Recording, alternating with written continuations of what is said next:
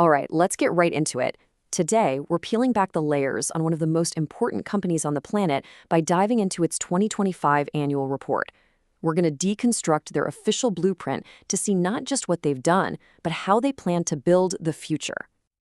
Here's the game plan. First, we'll look at their absolutely massive vision.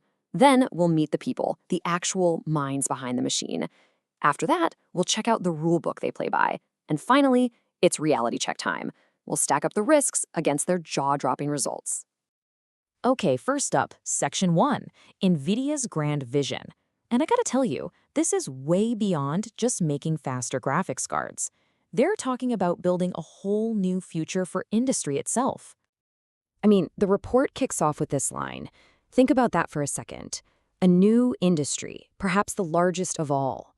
This isn't just corporate speak. This is them planting a flag and saying, we're not just in the game anymore. We're creating a whole new one. So, how are they going to pull that off? Well, it all rests on these three huge pillars. First, there's agentic AI. We're talking about AIs that don't just answer questions, but can actually do things. Then you've got digital twins, perfect virtual copies of, well, anything. Factories, cities, you name it. And that all leads to the third pillar, the robotics era, which they believe is the next multi-trillion-dollar industry. You know, a vision that big needs some serious brain power to even have a chance.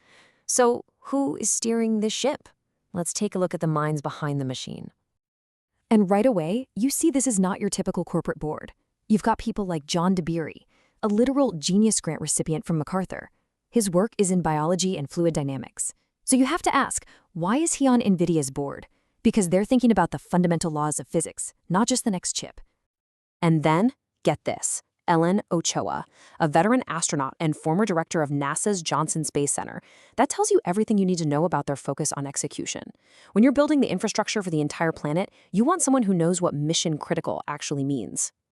But it's not all rocket science and physics. They balance all that deep tech with marketing powerhouses like Dawn Hudson. She's run marketing for the NFL and Pepsi.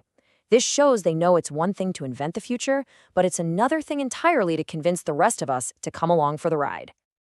Okay, so you've got this incredible vision and a dream team to build it. How do you keep the whole thing from flying off the rails? Well, that brings us to Section 3, the rules of the game. This is the engine of governance that keeps it all together. And that's really the multi-trillion-dollar question, isn't it? How do you manage risk at this scale? The annual report actually gives us a peek under the hood at the systems they've built to steer this rocket ship. And what's really interesting here is how they break it down.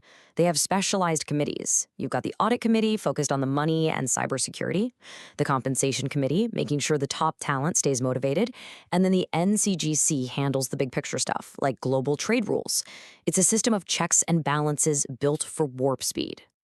And this whole thing is not a one-and-done deal. It's a constant feedback loop. Management is always scanning the horizon for what could go wrong, and they report it directly to the board. Think of it as a built-in early warning system, designed to spot the icebergs long before the ship gets close. Okay, we've seen the dream, we've met the team, we've looked at the rulebook. Now it's time for a reality check. How does all this ambition square up with the messy, complicated real world? Let's talk risks and results. And this slide just says it all, doesn't it? On one side, you have the bold, confident vision, we're building the future. And on the other, you have the fine print, the legally required warning that, hey, the future is uncertain and things can go wrong. That's the tension at the heart of this whole thing. And let's be clear, those risks are no joke. We're talking about huge global forces here, shifting politics, trade wars, cyber attacks, not to mention a supply chain that stretches all the way around the world. The stakes could not be higher. So, with all that risk, you gotta be asking yourself, is it working? Well, the numbers kind of speak for themselves. In fiscal year 2025, their revenue hit, and this is just staggering, over $130 billion. Now, just look at this chart to see what that really means. Look at that curve. It's a rocket ship. The revenue more than doubled in 1 year. It's almost 5 times what it was just 2 years ago. That isn't growth, that's an explosion. So what's the secret sauce? What's driving this?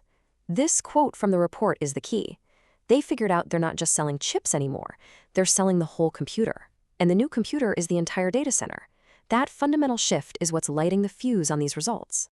So there you have it. The blueprint is laid out. They've got the vision, they've got the A-team, and the results are absolutely off the charts.